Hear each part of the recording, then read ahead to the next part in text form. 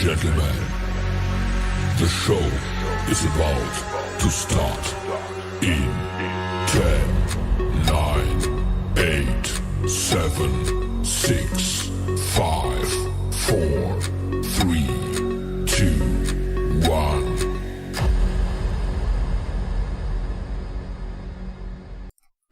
Good morning, everyone. Oh, this is better. Good morning, everyone. Welcome to another show with AstroPrinter. Let me move this. This is not going to work. Right. This is better. Good morning, everyone. How is everyone doing today? I hope you all have a good day. Let's see what's going on out there. I'm going to see who's outside on there saying hi. Let's see who's online. So, good morning, Jerry. First on the stream. Good morning. How are you? Really early in the morning for you. It's 8 a.m. Good morning, Mylan. How are you? Let's see. Audra. Good morning, Audra. John McGill. Good morning, John. Were you in Florida this morning for the rocket launch? For the SpaceX launch of the Starlink satellites?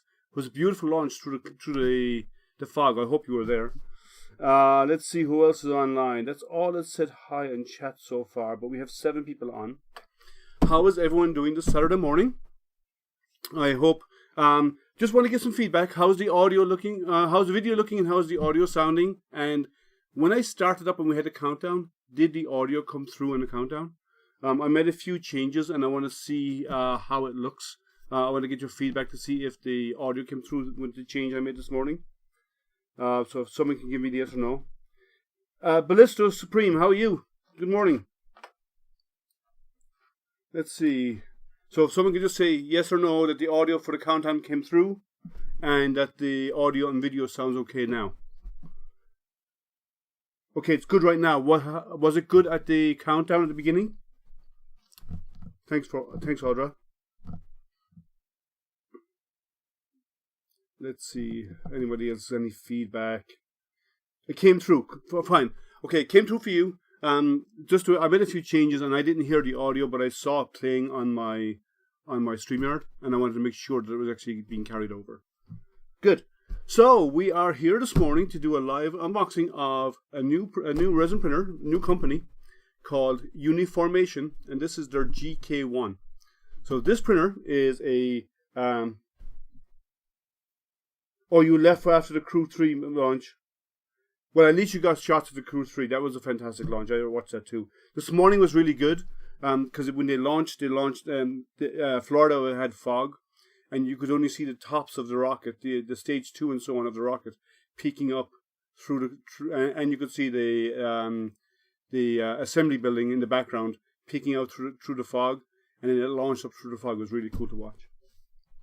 So the Uniformation GK One, it is a 5K resin. Right, it has a 10.1 inch screen. Its build dimensions are in millimeters. It's 220 by 130 by 245 in millimeters, or in inches that's 8.6 by 5.1 by 9.6 inches build volume. It is available on Amazon today. Akuma Mods, hey Matt, how are you? Good morning. And it is available on Amazon right now for $699.99. I have information below in the description if you want to go look at check it out. So this is a big printer, and I know Matt, you've already at Akuma Mods, you've already unboxed this machine, and I watched your unboxing, and it was really and your insights were right. It does look like the WeBox machines. It looks very, very like them, but it's a nice machine. So let's get it unboxed and let's see how it goes. This is a big printer. This is heavy. This is so heavy, they actually have the words Team Lift printed on the top of the box because it's a really heavy machine. They say it's 20 kilos. I'd say it's probably around 35 kilos in weight based on the weight of the box. It's really, really heavy. So let's get it out of the box, see what's inside, and let's see how it goes. So, how's everyone's day going, by the way? How's everyone's Saturday going?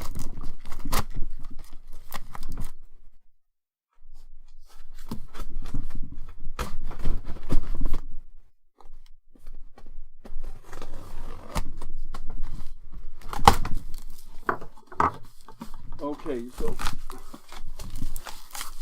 In the top, we have calibration parts that we need. So we'll keep this. And you get an extra flip sheet as well. That's nice. Just having your coffee. I had my coffee this morning at 6 a.m. We have our power cord. I probably won't use that because I already have one here, but it will get used at some point. We have a set of tools or something, and this is sealed. Jerry's tired. Oh, you were doing work this morning, Jerry. So we will need this. This is our power brick. We have some filters which we need. We have a nice scan disk USB drive, which we definitely will need. Yeah, well, they say this does not need to be calibrated out of the box. They say set it up, pour in your resin, just do a few quick checks and hit print. We have our filters for our resin.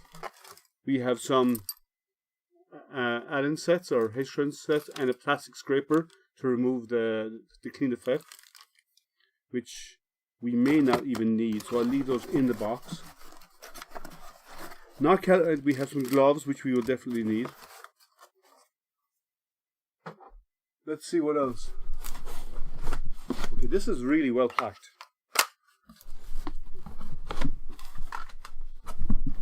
So they have these corner supports around the foam inside. See, doing well. Testing the water in my saltwater aquarium and watching an unboxing. Cool. Okay, this is not going to come out. There's an easy way to get this out. 1 second. We can do it this way. Instead of pushing it out, or instead of pulling it out, let's just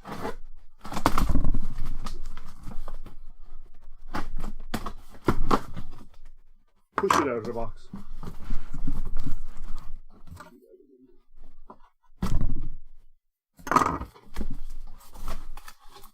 More padding and padding and padding. I'm going to step off camera while I push this out of the box, guys.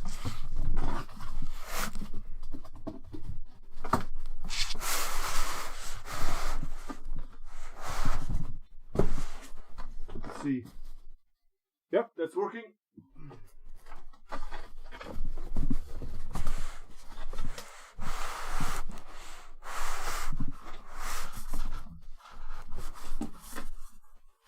Okay. And then we can get rid of the box. Alright, that was easier. Yeah, it's super well packed. That's why I sliced the bottom of it, because I know with all this foam that's in here, it won't slide out very easily. So slicing up the back of it allows it to, so there's no suction in the bottom of the case. So let's take off the base foam. This is very heavily packed. I mean, look how thick that foam is. And it's got the supporting corners as well. See, it had sister water leak. But you got that fixed, Jerry. So you're the hero of the day now for your sister, because you actually solved that problem for her. Okay, this is wrapped underneath, so I'm going to cut it off. This is completely wrapped in cellophane wrap.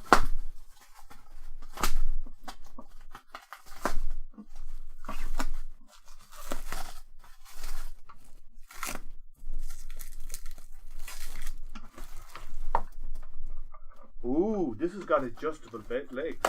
Let me show you that in a moment. The legs on this can be adjusted to balance to the level of your printer. Okay, I'll show you those in a moment. Let me start this up. Oh, this is a beast. And again, all this foam.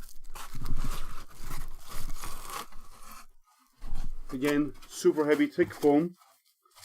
well padded. And now we're going to take off the cellophane. I already cut off the cellophane off the bottom. I'm going to do it from here without gouging holes in my table. Oh, okay. You need to give it a few days to dry out on the inside of the wall, Jared, before you do that, yeah?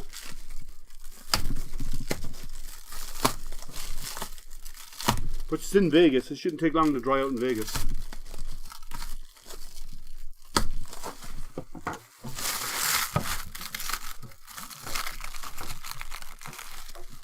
It's not that heavy, you're getting...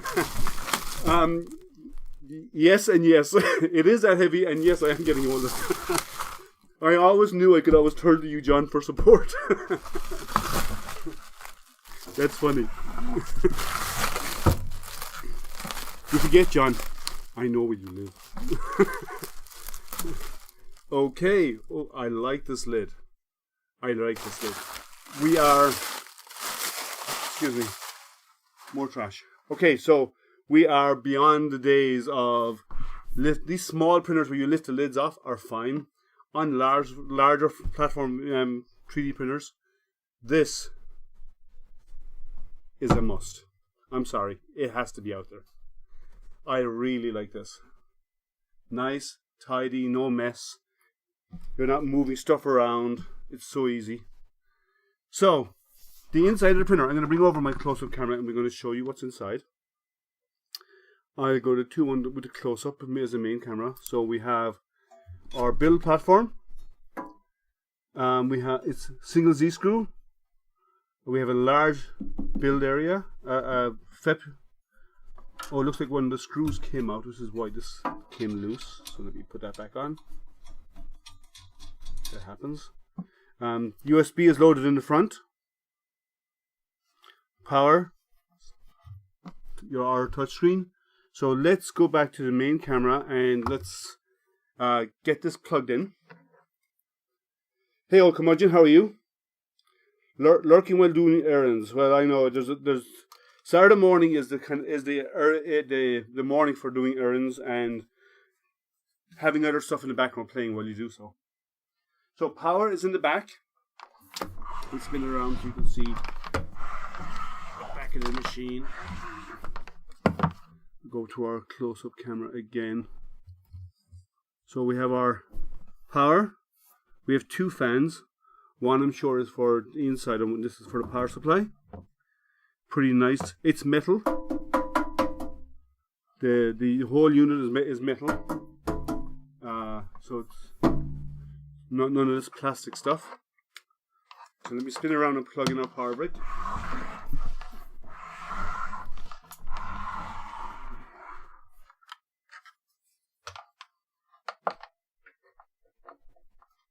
I have a power lead here. Getting duct for... Oh, okay. Well, what I do with my resins, I have a Creality enclosure, the tent enclosures, and I put my resin printers in that, like during winter, and then I vent it outside, similar to what you're probably going to do for venting, and that creates a negative pressure inside the enclosure because the enclosure has a vent port on the back, and it creates a negative pressure, so no fumes from resin ever come into the room. They always leave the room. So it vents out while I'm printing, and then when I'm done printing, I open it up, but it still has a negative pressure, still drawing the fumes out. So even when I'm doing the cleanup afterwards, it actually keeps it clean inside. So I kind of like that. Plug it in. Let's see how this goes. I'm going to bring the close-up camera over closer, a little closer. There. And we'll do the close-up camera and we'll do the main. So we have our build area. I'm going to lock that in temporarily until I get this sorted. And let's see how she powers up.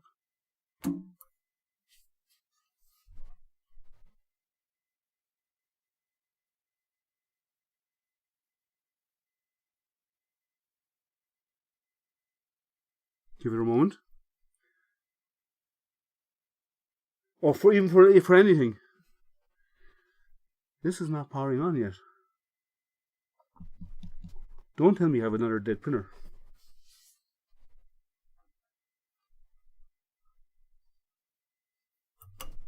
Let me check one thing. I don't think there's a port on the bottom for power voltage switch, but let me check. There is not. There's no voltage option anywhere.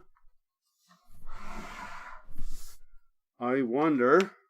Let's try that again.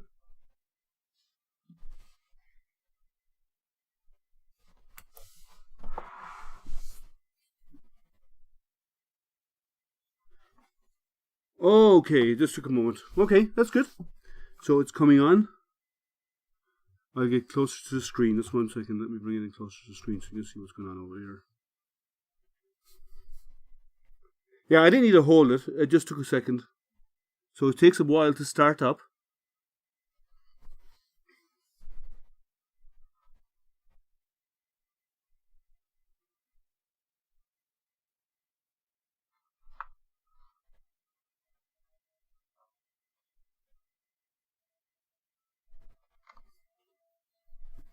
So we're started. So let's open the lid.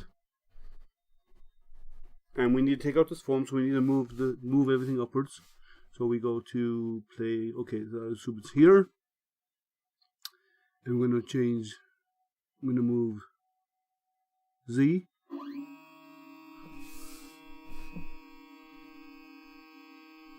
So oh, sorry, I don't think you can see over there. So let me move.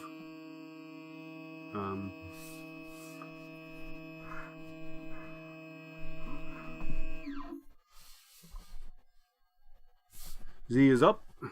Let's take this out. More trash. I'll remove let's remove the build area first of all. So it is a perforated build area. Steel. It's not going to bend anytime easily. So it's a big heavy duty build area. It's Android based. So it has to go through the startup process. Yes. Yeah, I read about that, about it being Android based. And then we're going to click it in place, and we're going to tie in our build area again. And then let's get out our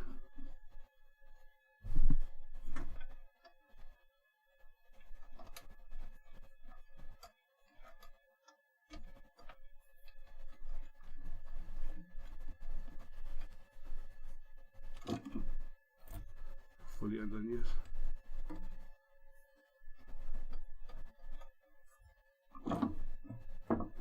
A lot more to go. Alright then. Third time lucky? Yes. Okay. Big build area.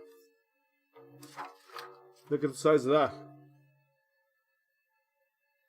And it says on the front, let me show you. It says there's the lower level is 600 grams and that upper level is 1,000 grams. So it's actually giving you information here on these different heights to show you what amount of material they take. So I'm going to move the Z up again a bit more.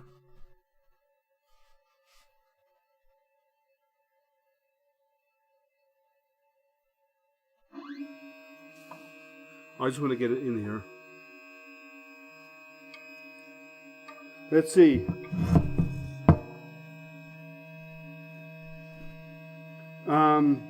The lid will break easy. Well, if you're okay, this is vibrating. So let me put this down here because it's actually reverberating in my ears. If you slap stuff around, yeah, well, on your point, Jerry, about breaking the lid, if you don't take care of stuff, yes. If you smack it open or drop it down hard closed, maybe. Hey, Stephen. But it does have the rubber legs here to help protect the impact, first of all. And if you try and force it open too wide, that goes with anything. But I still prefer this design. Maybe if it folded all the way back, and these hinges were designed so it actually folded back, so it was actually, instead of being up at this angle, it actually lay flat, then it would probably be less of an issue opening and closing. especially opening. Closing, it's down to taking care of your equipment, I think it is. That's what it comes down to. But yeah, there is a potential there, but it's just down to taking care of your equipment. So let's see what Matt says. Now, to make it easier to remove prints, you can use something to poke the perforator hole, and print will come right off instead of scraping it off. Yes, yeah, you could actually pierce through that. Yes, that's a good idea. Might want to put a close-up cam window on the upper left instead. I can do that. Let me go in and do that. Actually, that's a good idea. Close-up to this one and put it there, but then it's blocking my head. Maybe if I put it up behind my logo instead. Yeah, but put it up there is actually blocking my head. And yeah, I suppose that would work. Let's transition over there. Is that what you want? How does that work? But then I have to scoot over and back. So, big area. Let's do some quick checks. It's not dirty. There's no cover on it, so that's okay. But it looks clean. Let's get the USB stick. Apparently there's no calibration to be done. We just need to do a screen check. So let me rotate this so I can see what it says in here.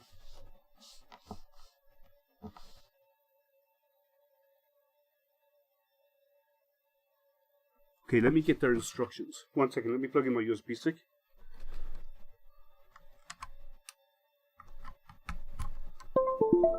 The instructions all come in the stick, so I'm going to bring up the instructions and I'm going to share it with you.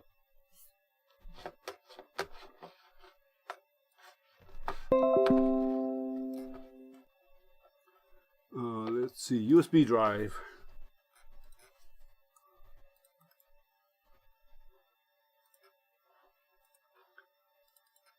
And it comes with a demo video, it comes with technical support information, it comes with guidelines, it comes with their own slicer. They use a slicer and it's Windows only. They do not have a slicer for Mac. So if you're a Mac user, you're out of luck. I did talk with them about it. I explained that there is a lot of Mac users out there who do into 3D printing, and they need to consider porting it over. Now, their slicer, which I'm not going to show here because they have some pre-sliced files, I believe. They have a test file there. Let me just quickly look in their SD cards. One moment, guys. Do they have the test files? They have a test file there. So we'll run the test file. The build does come. The build platform itself does not, or the build support structure does not. What comes out is their build plate. So the actual support structure stays behind. You remove your build plate, it slides into place, and you hold it out with 2 thumb screws here and here to hold it into place.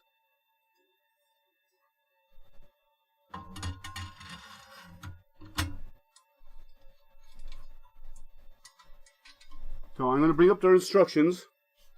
1 second, quick guide, demo guide, photo curable, the use guide. Let me open their user guide and see what it says. I actually did it, and I actually have 2 bottles of their resin as well, 2 500ths of their resin that I'll be using.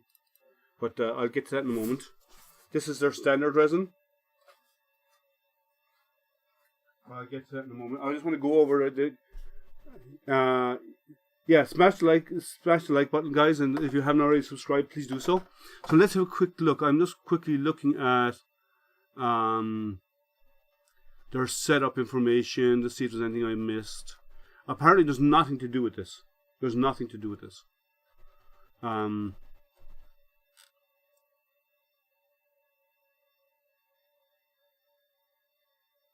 Yeah. Easy to use, very easy to use setup. So far, well, if they're going by what I've read, yeah, it's very, very easy to use. Hey, SPC3D, how are you? Good morning. Let's see, supporting, unboxing, preparation. That lid hinge should definitely have more travel. Yeah, well, I would think it would be nice if it traveled all the way over so the lid lay flat on top of this. That would be nice if it laid all if it went all the way up 180 degrees. Check the platform alignment. Place the test paper on the and easy use setup. Go through. So the way you test this is a pull test. Oh, by the way, if you want to look at something else here, I want to show you in close up. This may have the option to do an auto loader because there's a little piece in here. Let me see if that's showing up in screen. Just one moment.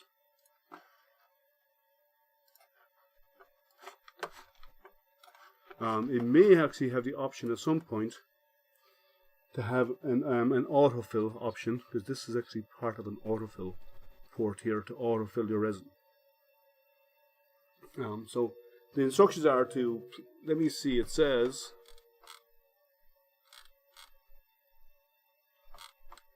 check the platform alignment, take out the material plate and then unscrew, fix the screws.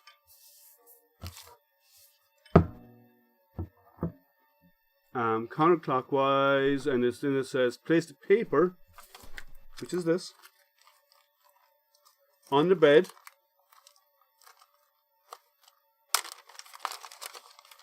and you use the tabs that come with it. Yes, there is an auto feature, but this model cannot use it.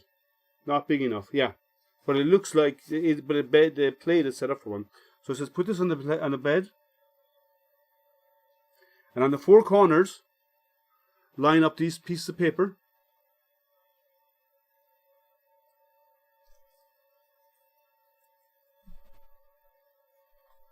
And this is what they call the pull test.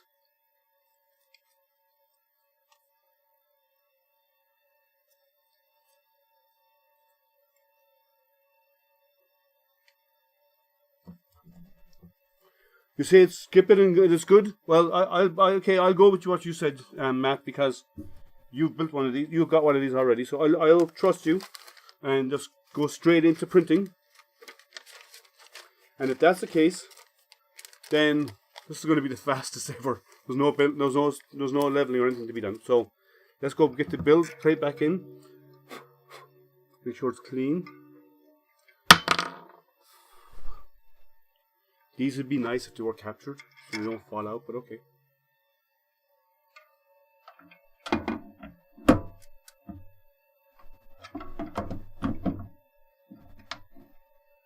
Let's see.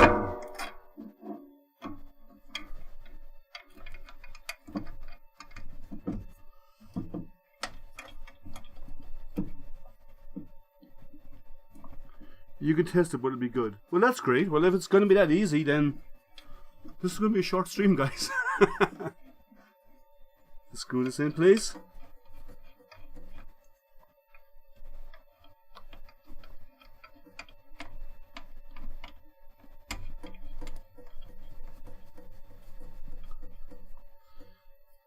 Alright then. So, you should really never need a level, ever. But if that is the case, my life has just become easier. Now, it does use an unusual file type. The file type this uses is a JXS file type. Now, this is 1000. I won't need 1000 for the test print, so I'll put one of them over there, but I will eventually get through them all. So this is their resin. This is their, I got the grey X13 standard resin from Uniformation. I shouldn't need that, but I'll just store it over there just in case. And I'll get this all mixed up. I'll put in the first 500, see how it goes.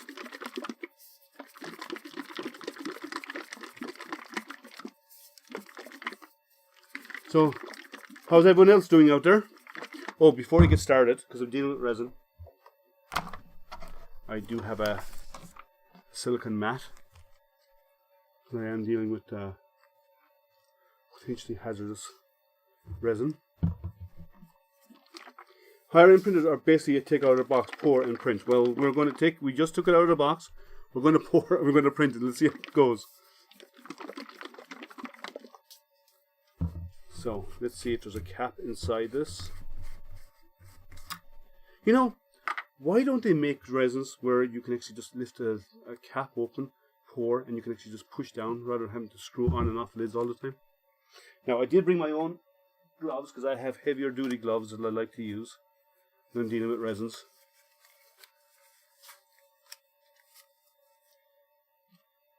Yeah, silicone matte, and I don't use a normal. I used to use the light blue silicone or gloves, but I find the heavier gloves, actually the thicker gloves, what you can actually do is if you get resin on them, expose them to UV, and you can actually wipe your hands off it and it's clean. So you can actually get rid of it. Okay, there's no seal inside this, so you have to be careful. Like a ketchup bottle. That's the way resin should come. Let me get some, I'll need this for a bit of cleanup in a minute. But that's the way I think the resin should come with that. This is a nice grey. I'll show you it once I fill it. I'm going to pour it all in. The 500.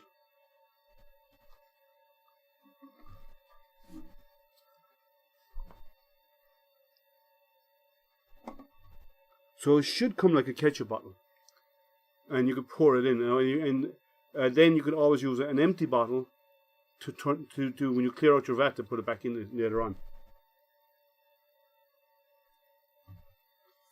Okay. So there's no spill there, so I'll just wipe that anyway just in case. Just wait till you deal with the supports and the slicer in this print. Life changing. Really? Now this is the test print that came with it. This is, I don't know what file this is. I know I've seen pictures of some of their test files, which is the Pirate. If this is a Pirate, it'll take some time to print. Going to try and tune my Chitu box to give it. Why don't you reach out to them? Because they do have profiles with Chitu box, but it's on Windows only. But reach out to them for the settings, Matt. So let me show you inside. Since I have the close-up camera, inside this is our resin. So the first bottle of resin is 500, and it fills up to the 500 line roughly. And you can go above that. When you put in 2 bottles, it comes up to near the top of this. So let's get a close-up of the screen. I don't need my gloves for this part.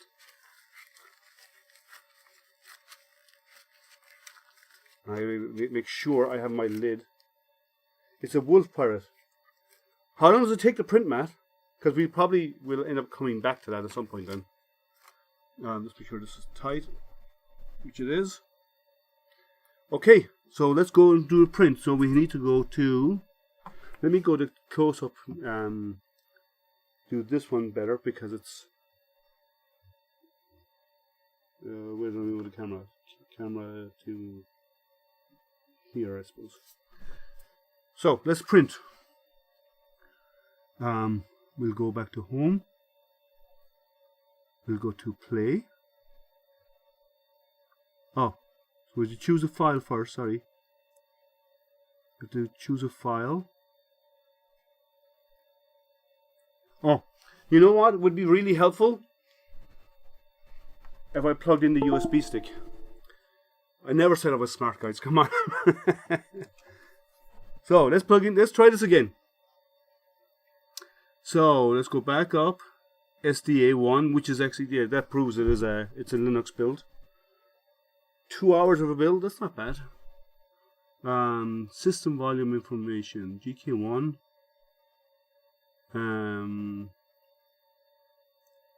There's a JKS file. Okay. And we hit play. And we hit go. That's it.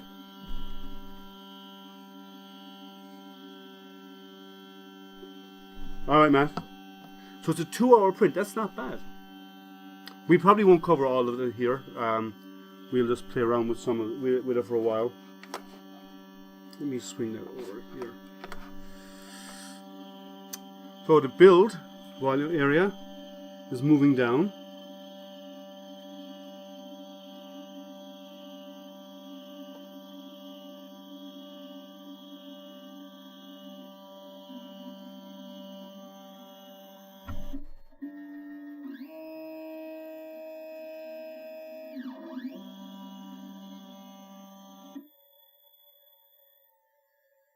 first few layers are being laid down.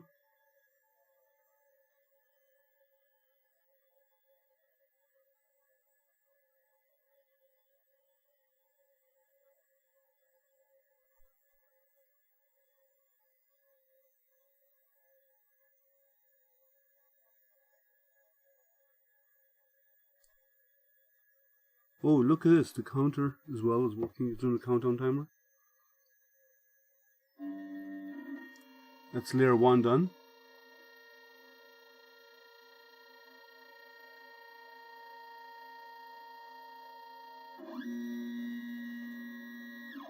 Now, it is not, you can all probably hear the noise. Let me put my camera up here. Actually, I can spin this around and do it this way. Just give me a second, guys. I hope I'm not making anybody dizzy. I'm sorry.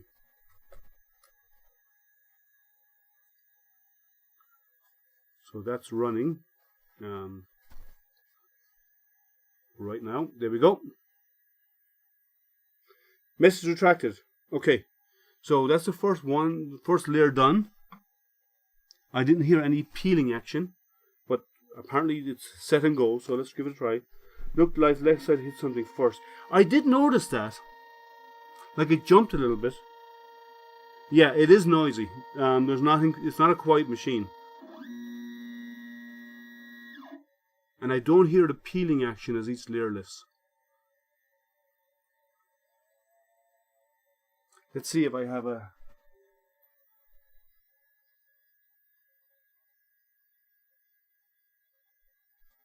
So to do a normal resin lapse with this, the LCD time is pretty accurate. That's good, and it says 2 hours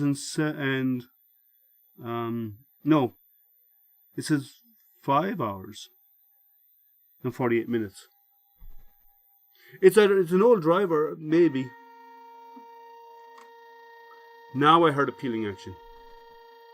I just heard a click as it started lifting and releasing from the FEP. I didn't hear the first one or two. But if it's tilted at a 45-degree angle, it's only going to be very little surface area anyway. Because mostly when you're doing resins, you don't do it flat in the bed. You actually take your, as example, your part, and you flip the part at about between 30 and 45 degrees, and you print it that way.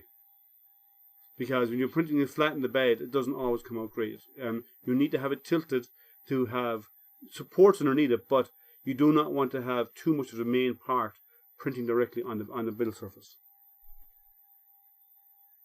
Yeah, I didn't hear for the first two, but once it started laying, I heard it again there. So once it starts laying on a few layers, yeah, about not hearing the peeling, you don't hear it at first, but once it went past the very first 2 layers, there was enough material there because it was actually the perforated sheet. It actually the material was starting to cure on the FEP, so it actually was peeling that off. And I'm sure it's probably support structure. So anyone have any questions about this machine?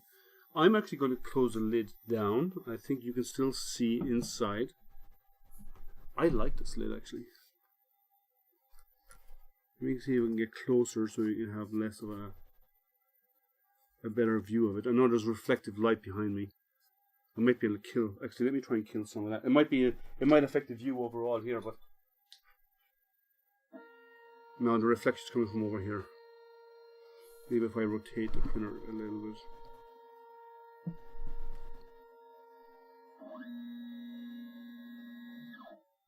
The main reason to tilt is to keep support off face of part. Yeah. But it also allows resin to drain better. If you're doing something flat on the surface, your main part is building on the surface. You don't want to have that. You want to be able to take it off and peel off the supports and have your part independent of the supports. So that also makes a difference. So it says this is going to be a 5-hour print, not a 2-hour. So if anyone has any questions, Matt has used this machine a lot. And so far, from what I've heard, he likes it. You know, yeah, and it's down to the noisy driver could be down to the board, or this could be the stepper itself. I'm not sure what steppers are in it. it shouldn't be, if you ever wanted to, it shouldn't be hard to switch it out with an LDO. The only thing is, it's not as easy on a resin printer to calibrate your E-steps. There's a lot more work involved. You could probably switch it out with a silent, if it is the stepper motor itself. If not, if it's the driver on the board, then yeah, they should use silent steppers. But a lot of resins don't do that because it's only one axis moving, and it's moving so little, it doesn't make that much of a difference. On an FDM printer, when you have 3 axes constantly on the move, that's a different story. They generate a lot more noise. So 5K. Now, can you tell the difference between a 4K and a 5K? Probably not much. My guess. Probably not much of a difference. Let me do this. So the close-up is still there. So can you tell the difference? Probably, as I said, not by an awful lot. And again, like once you hit 4K or higher, you're not going to see a huge difference in the print quality. Like an 8K machine, unless you have super fine detail you need to bring out. I mean, obscenely fine detail, like the 8 o'clock shadow on someone's face, or something, as an example. Then and only then will something in that high resolution really help. But in most prints, it doesn't really make that much of a difference, I don't think. Good morning, Dennis. Matt does have a lot of resin printers, but he does a lot of printing too. And what Matt tends to do is, from what I've seen with Matt, and he can confirm when he's out of the shower later, he can confirm. But what tends to happen is you find ones you like. When you test machines, you find ones you like, and you keep using the ones you like. And I have a couple of resins there. I'm not a big resin user like you, like some of the other guys out there, like Matt or like Jerry and so on. But I do a little bit of resin printing, and it does make a difference. Finding a machine that you really like to use, it's easy to use, and what you do is you keep going back to that machine. Like Matt often goes back to his WeBox a lot because his WeBox machine is rock solid. It never fails for him. Or I think he said it fails once or twice in a year ever, since he had a machine. So, and that's a great track record. If you can get that type of printing, then you're doing really well. So, any questions, any comments or anything about it? I actually do like the overall look. I do like its metal. It's a metal frame. It's not going to get damaged very easily. The lid can be switched out because there are hex keys up here to actually take the lid on or off. So they can be switched out. And Matt says, I love this printer. I like the look of it already. And if it's Android based, I'd like to get into the operating system because I do dabble in playing around with Android. You only had 4 fails in 3 years with the WeBox. Well, if this is anything like that, and as you said, Matt, on yours, it looks and feels very like the WeBox. Even the platform is very similar. So, can you show off the screen here of the slicer? Actually, yeah. Let me install the slicer. I don't have it installed on this machine. Actually, no, I can't. Let me find it. I'll have to go get the link because I do not have it on this machine. It looks the slicer is like Prusa. It is Prusa based. Let me check. I need to download the slicer because it's actually on the USB stick and I don't have a copy of it. So let me go get it.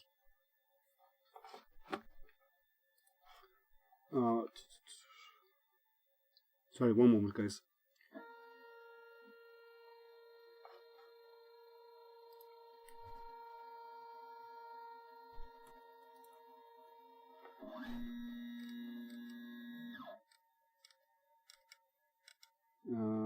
There we go.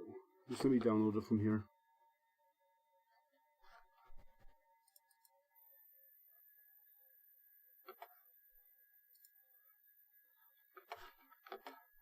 Hopefully this download speed will not affect the overall our internet speed, our internet connection.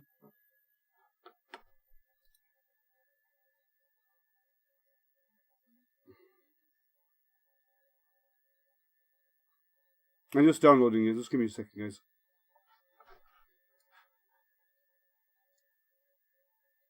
No, I have the USB drive content. I'm just downloading it. I'm just downloading it to my computer. And they share. They actually do share when you get one of these machines. They do share with you if you reach out to them. If you didn't buy directly from them, you bought from Amazon, you can reach out to them and they'll share with you a Google Drive link, which I didn't put in the description, but I will after this. And that Google Drive link allows you to access their some videos, some test files, some what else do they have out there? They have their slicer and so on there. It's already on. Most of that's already on the USB stick, but still, they do have it out there. I'm just downloading this. It's almost in.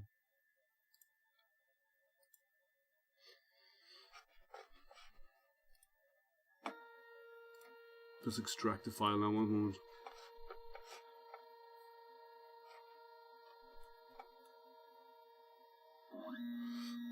So, for $700, $699.99 is what it is. So for $700 on Amazon right now, and it's a new machine.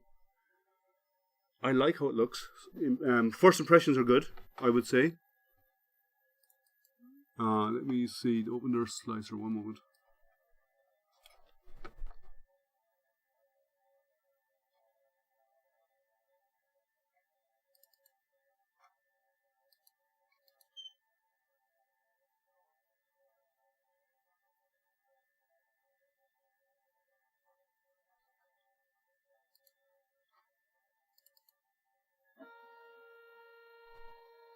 Didn't load.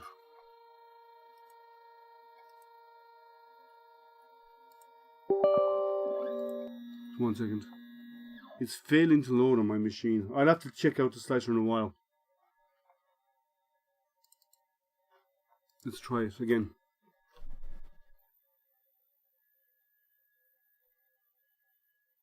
There we go. Okay. So let me do one thing. I need to slide this over here.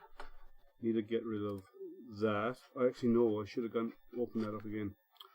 Let me go back to doing that again. Sorry.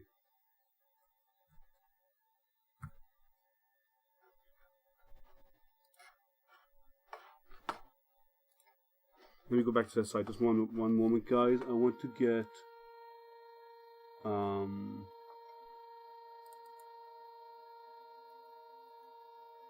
actually, there is an STL file in part of that. Let me see if there's an STL as part of the slicer. There is, so let me copy that. Okay. Let me share out. I don't use Prusa Slicer, so just give me a second, guys.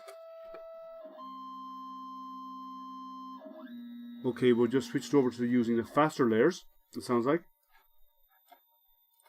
Let me switch over to share my screen, and I'm going to shrink this down. Actually, I'm going to take this out. I'm going to share my screen. Just 1 second, guys. Okay, so it looks and feels just like Prusa Slicer. You bring in, you import your STL files. Actually, or you can drag and drop. Let me open my files here on my desktop.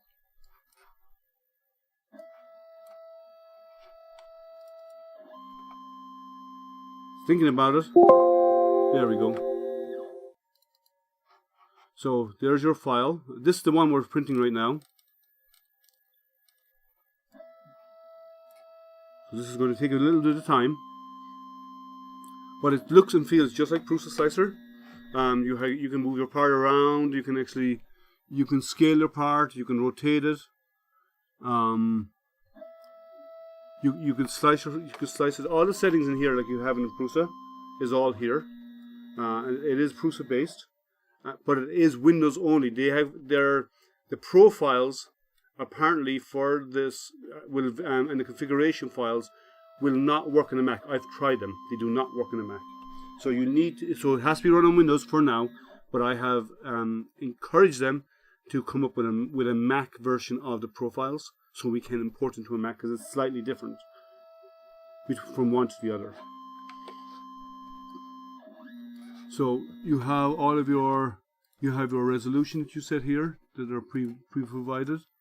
You set your material, you set the printer type. It's already in here. It's the only profile that's in there. Where you put your support, where the pad is, and so on. So you have a lot of functionality in here.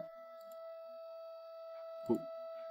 And when you go off, then here you have the option to do auto arrange your part and do copies of your parts on your bed and so on. And then when you slice it, you can hollow your parts using this. Adding your supports as simple as turning this on and off. Now this is a pre-supported part, so you won't be adding supports to this because it's pre-supported. Do Control Z, undo that. So, but if you had a part in and it was not supported, you add in your supports here. You can hollow the part by clicking on this. So anyone who's used a Prusa slicer will like this.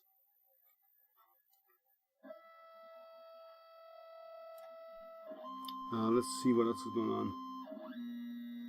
As I'm not a big Prusa slicer user. I've used it maybe a handful of times. I'm a big idea maker. So if Idea Maker can end up supporting resins, I'll be very happy.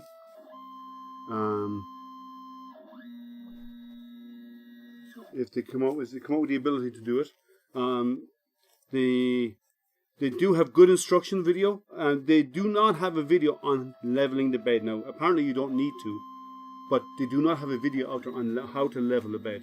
I asked them to create one. Because at some point you may need to level the bed, right?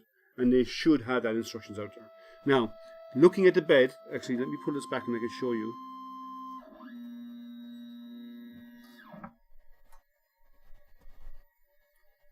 I'm assuming leveling the bed will be loosening these 4 bolts. They're on here on top. Actually, let me go to a close-up here. So, let me get in here. So leveling the bed on this, there are 4 locking bolts here, and then there are 4 other adjustable bolts. And I'm assuming the leveling will be using the pull test to loosen these 4, the ones that are actually countersunk, and then adjusting the pull test using these 4. And when you have it right where you need it, then you lock these into place to hold it in place. That's what I'm assuming, going by how it looks. But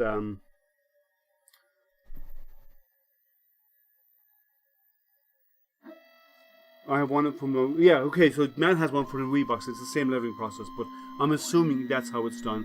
And they need to have their own out there anyway, right? They need to get word out about how they do it on their printer. So I asked them to create a video on how to do it on theirs. Hey Louise, how are you?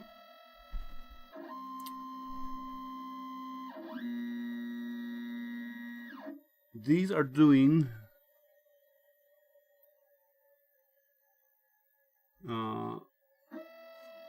looks like 2.5 second exposure layers, which is pretty fast. So I haven't done any tuning with this at all. I do not think this is their sample, but if this is the speed they're doing with their resin, obviously you have to do testing with your own resins, and you have to do a bit of obviously every resin is going to be slightly different. But let me close that back down again. Closing this down actually decreases some of the noise. I like that container. I'm starting to really like that. Leveling is super easy. Turn the screws right to smush, left to give. Yeah. As I said, the 4 that are standing up on the platform, you loosen the 4 that are actually countersunk, then you adjust the other 4 to get it level, and then you tighten them down. But once it's locked in place, because of the mechanism, it's not using springs or anything like that, it should never need to move after that point. You're better now, you're back home. Why? Did you have something going on this morning, Louise? Because they're locked in place, they should never move. They're kind of like a telescope.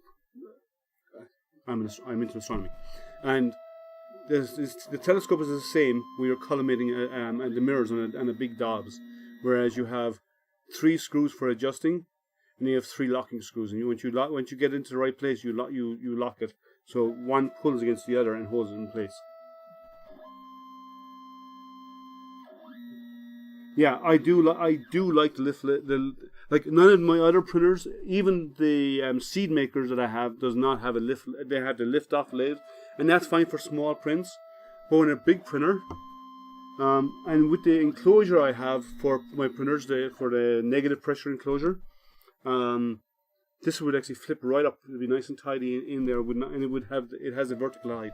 It does consume a lot more vertical height because of that, but it does make you don't have to handle the lids as much. You're not getting sticky fingers and resin fingers on the lids and so on. Whereas you can just flip it open, flip it closed, nice and easy. You know, one thing I might do, since I have 3D printers, I might 3D print a handle for this, and actually put a handle in the front. Because to do it right now, you have to catch the base of the lid and lift it up. Because if I put two small holes here, and 3D print a handle and bolt a handle onto it, I could then just grab the handle and lift it up and down. Oh, you went to a birthday party. Okay. 6-year-old birthday party. Oh, good. That sounds like fun. Knowing Matt, he fit right in with the 6-year-olds.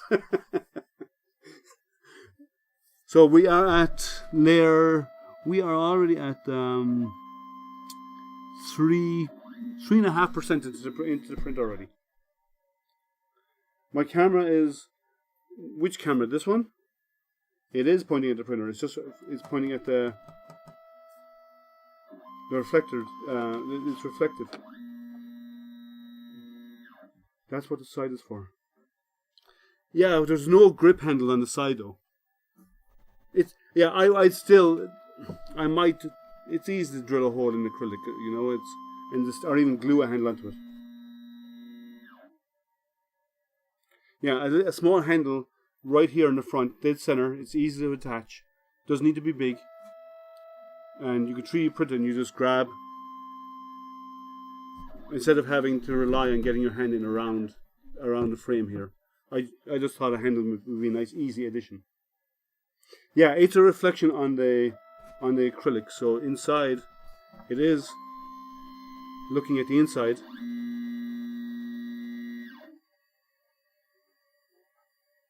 I just don't want the lid open too long because I have high intensity lights around me.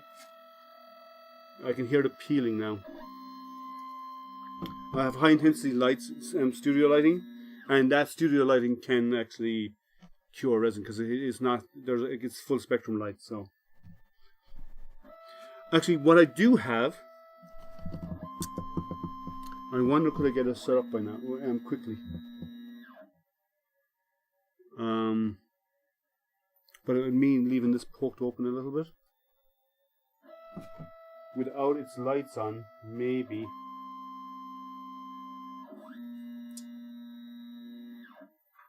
Let me see if I can get this set up quickly, so you can see what the printer's doing on the inside.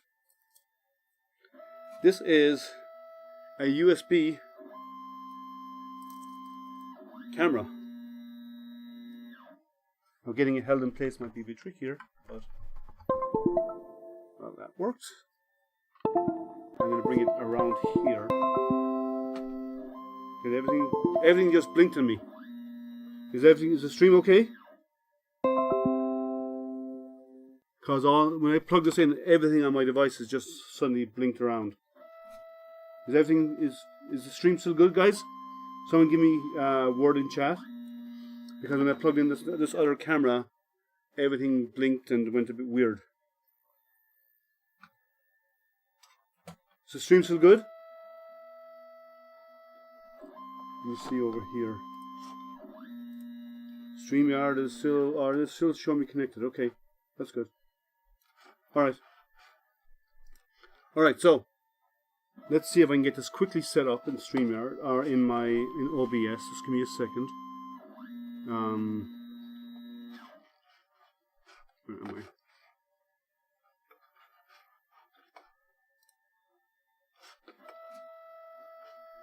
So I'm going to turn on another camera here. Okay, add another device.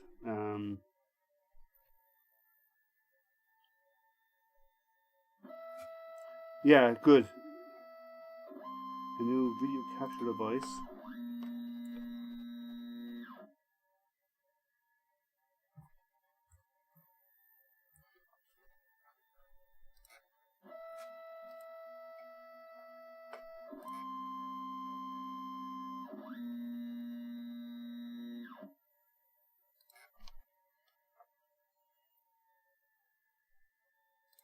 That one.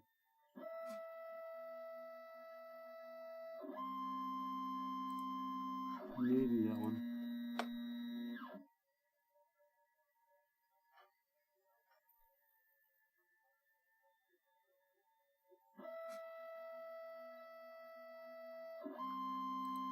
Not off.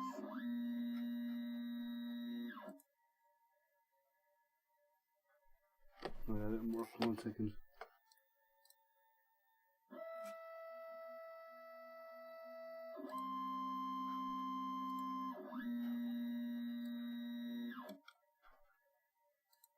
No, okay. I'll look at it. I haven't set it up yet. I actually do have a little scope camera. Let me go back to this. I actually do have a scope camera. And, oh, I took this off. Let me turn this back on. No. Two.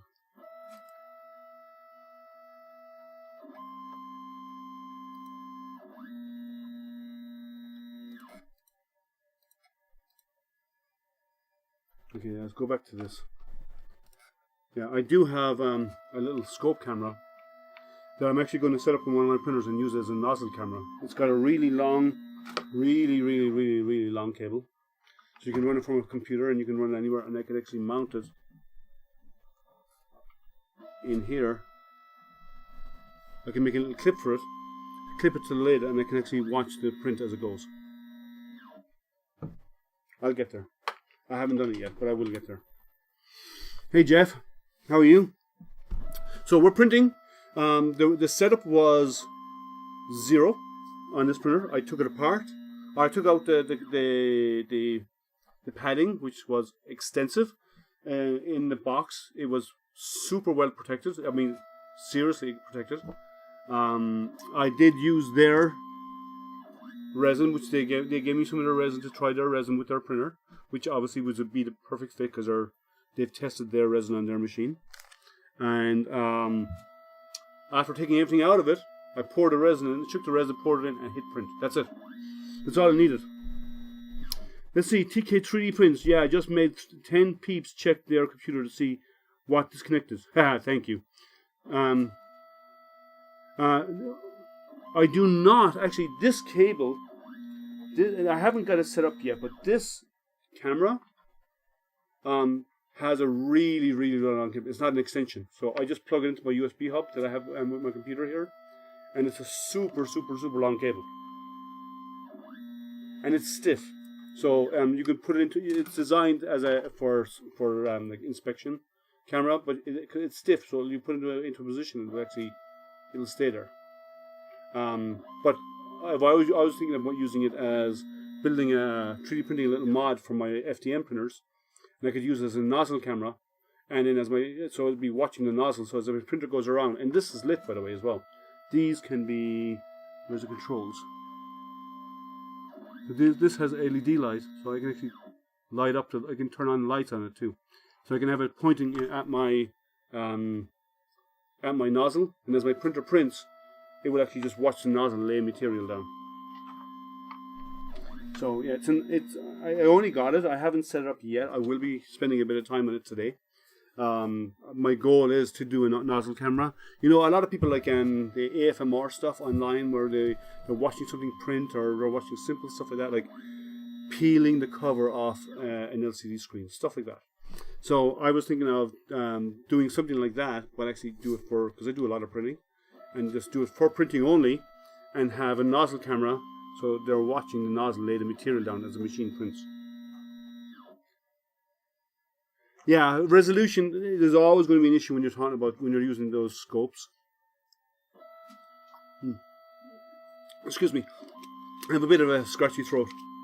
We are changing from our warm weather. We've changed into our nice cold weather, or not so nice cold weather. You print. Actually, no, because watching it being laid down, people will enjoy that. But yeah, it's still printing. So yeah, I got a bit of a scratchy throat because the weather is changing and the seasonal changes make stuff happen. So excuse me if I sound a little bit off. Yeah. Oh, yeah. Well, this is going to be a nozzle camera. I do have a resin lapse camera. My thing about my resin lapse camera is my Canon camera that you need to use for resin lapse is modified so all the images work really well in the infrared. And because they really okay, Blaster, take care. And when you're in the infrared with the camera, everything looks pink or reddish tint to everything because everything around you is emitting heat. So so I can't use that. I need to get another Canon camera to do my resin lapse, because I do have the resin lapse cable. Now on this machine, I'd have to find a spot to put in your resin cable, the resin lapse sensor.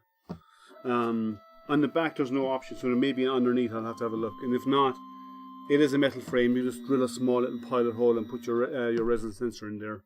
Have it permanently set up.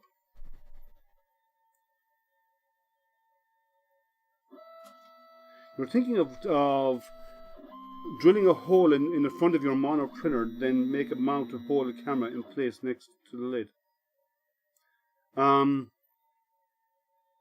You could do that, or you could just make a different cover for it. But do not use high intensity LED lights, because if you use really bright LED lights, they can actually cure your resin. So be careful. Normal fluorescent lights don't do that, but the lights I have here are for these studio lighting are actually LEDs, and most LEDs are full spectrum. That means they give off UV light as well, some amount of UV light that could cure your resin on you. So just be careful about what you're going to use to light it. Like, I don't think that the LEDs on this camera and this little snake cam would do it, but other light could. So you want to be careful about what type of lighting you're using. Oh, you're going to do no lights? Okay, well then there's no issue. Yeah, you can just use the color of the light that's coming through the lid. That'd be fine. That should filter it. Let's see how our printer's doing.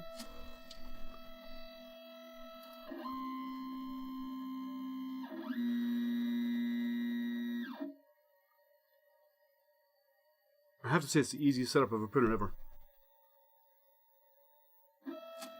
You can hear it peeling. And according to this, it's got 5 hours and 48 minutes. So this is not going to be done fast. This is going to take time.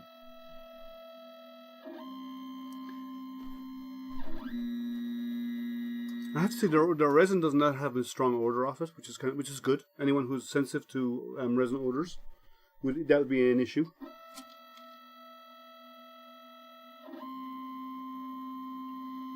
Lurk mode, okay, old curmudgeon, yeah, no problem. Having you here is always a pleasure. You know that. So it's printing, and you can hear the peel as it peels off the FEP. That's good. And actually, as it raises up, if you watch the next time it raises up, if you look closely, you can see the base of where the supports are printed. You watch here, through the holes, there in the center of the flat area. See it?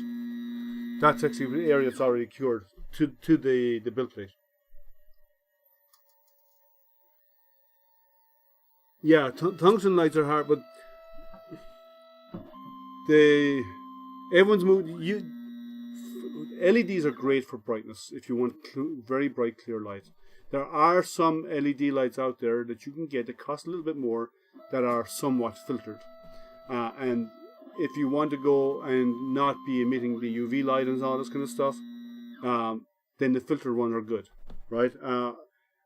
If being into astronomy, I encourage towns and cities that people I deal with in government and so on, if they're switching over to LEDs, first of all, you do not take 1,000-watt light bulb that you have in your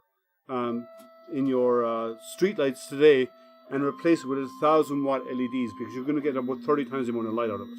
So what you do is you get 1,000 watts and you put in a 700 watt or something like that. And also encourage them to use the filtered lights, because it doesn't emit all of the spectrum, the full spectrum of the electromagnetic spectrum, which is a problem, especially for anyone who's into astronomy. And third, cutoff lighting, whereas this light is shielded and only shines downwards, and none of the light is wasted, because too many street lights are pointing up into the sky, and all they're good for is illuminating the bellies of airplanes as they fly over. That's all they're good for. So there are ways, and I'm not going to do my stance on my big spiel on bad lighting decisions made in cities, but there are ways of doing stuff that save the city money, and in the long run make it better for anybody else who likes to enjoy the night sky. But also, the same applies though when you're dealing with your resin printers. High intensity light can cure the resin. Right? I had a printer. I normally print in my garage. I had a printer that I recently printed with out there. The cover of the lid cover did not block the UV, and other printers worked fine. That one printer, when I printed with it, I left it out there for 2 days. I came back out, and the top of my resin has started to cure.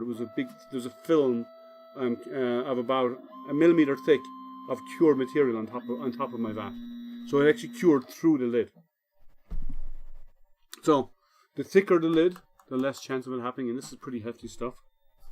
This is pretty hefty material. And but yeah, so be careful. LED lights can cure your resin. I've seen it happen, and I've even seen ambient light cure a resin even through the lid if the lid is not thick enough to block the UV. So any questions out there? Nobody? This is going to be a really short stream if that's the case, because this is going to take 5 hours, and according to this, yeah, 5 hours 48 minutes to go. We've done it in half an hour.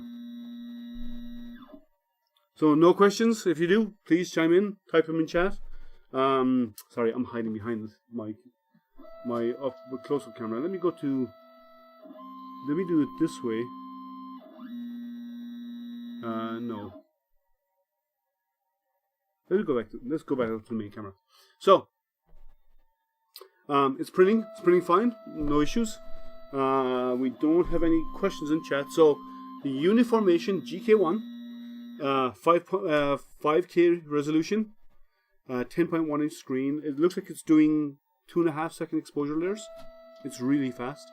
So you're not waiting 2 days for a printer. You get it done. You get most prints done within the same day, depending on the size.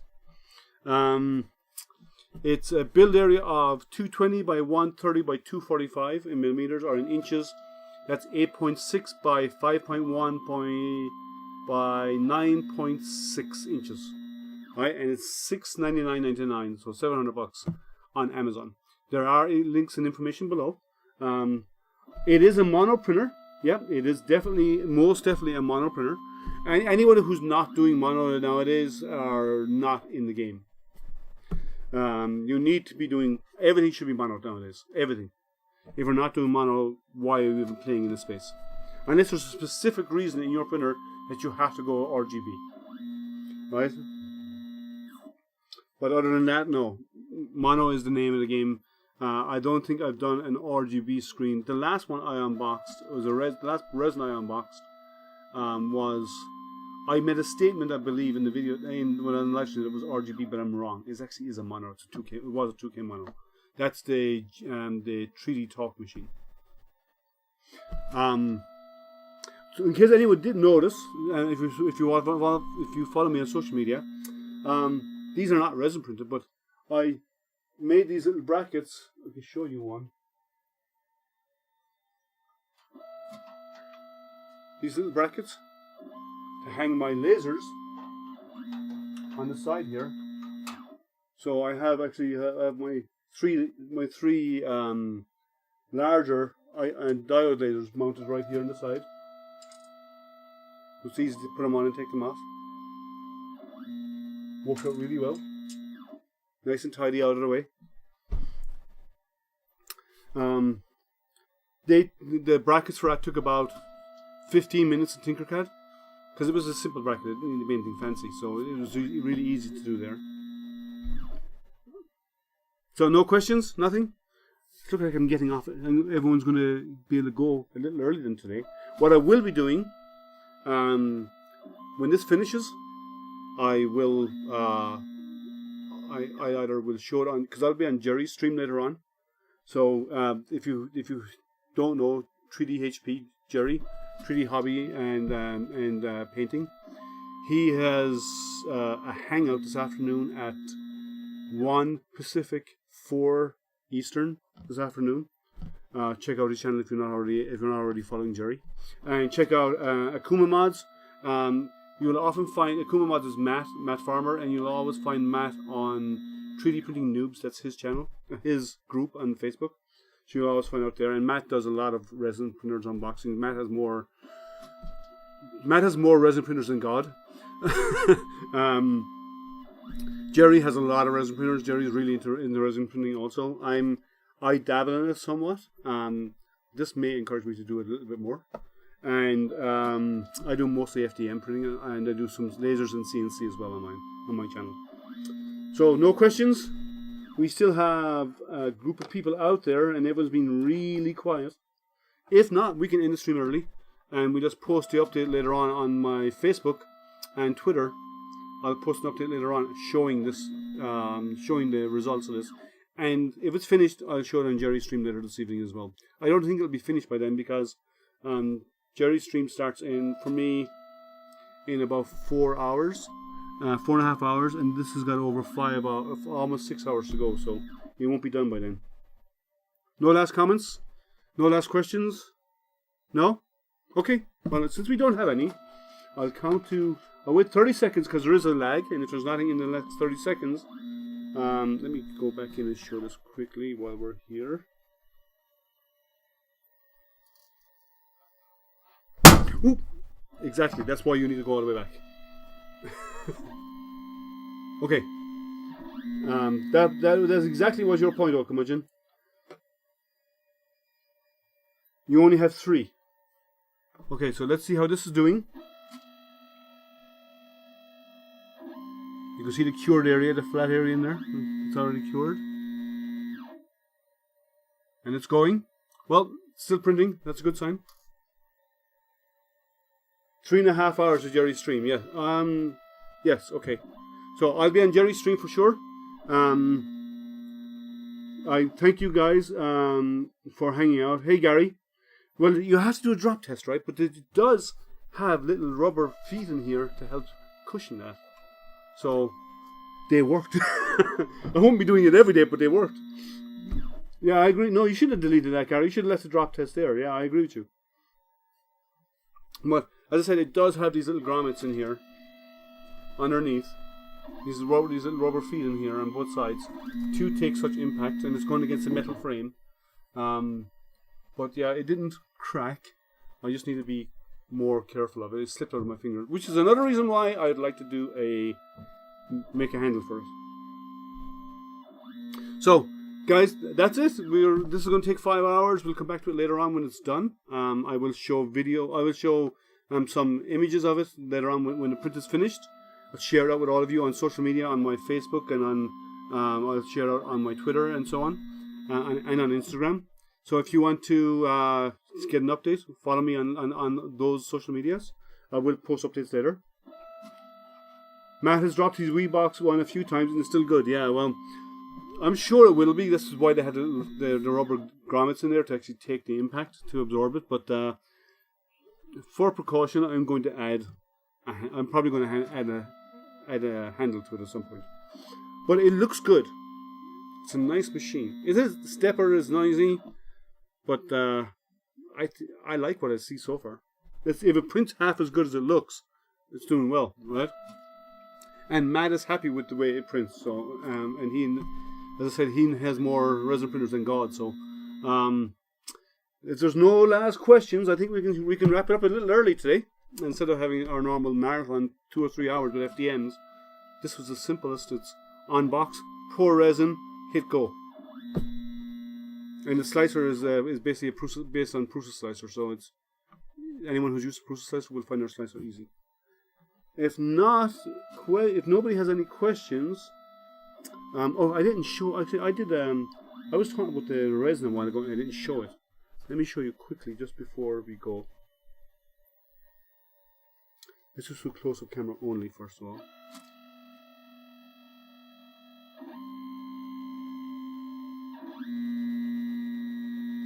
I like the perforated base for one reason. There's no pooling of resin up there. It drains out. There's nowhere for it to stay.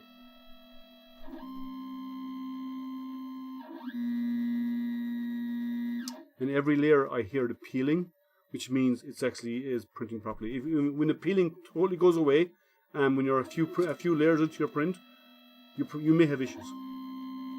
So you should listen to that peel effect a little bit. I have to say the peeling sound is a little reassuring that my print is not failing. On an FDM you can watch it. In a resin you won't know if it's not failing until it comes up to a certain height, but if you listen for that peeling effect, it kind of sets a yes, it's curing and it's peeling off the FEP, and you can tell that it seems to be succeeding. So since that's it, guys, alright, that's all we have today. I will post updates on this if nobody has any final questions. It's 5K, 10.1 inch screen, $699.99 on Amazon. Links and so on are below. If you like it, if you like what I cover, what I do here, please consider there is links below also to my PayPal if you want to support the channel. And like, subscribe, ding that bell if you haven't already done so. I do have Hangouts on Wednesday evenings at 7 p.m. US Eastern. I will be on Jerry's Hangout this afternoon, which is every Saturday at 4 p.m. Pacific, 4 p.m. Eastern, 1 p.m. Pacific. If you want to check out Jerry's Hangout, casual Hangouts this afternoon. And that's all for now, guys. I have nothing else to do until this completes. So remember, guys, check it out. You may or may not be interested. If you are, let me know if you like it. If you decide to get it and you buy one, it'd be good to know that what I'm providing is good information. And remember, guys, since we're wrapping it up, remember, have a great weekend. Have the great rest of your day. Those who are at the end of your day in Europe or in Asia or in Europe, have a good evening, and I hope you have a great weekend. We're going to have a cold weekend. They're talking about snow possibly here Sunday. And other than that, guys, remember, you don't have to buy it, but you can make it. That's what we're here to do. Have a good one, guys, and take care.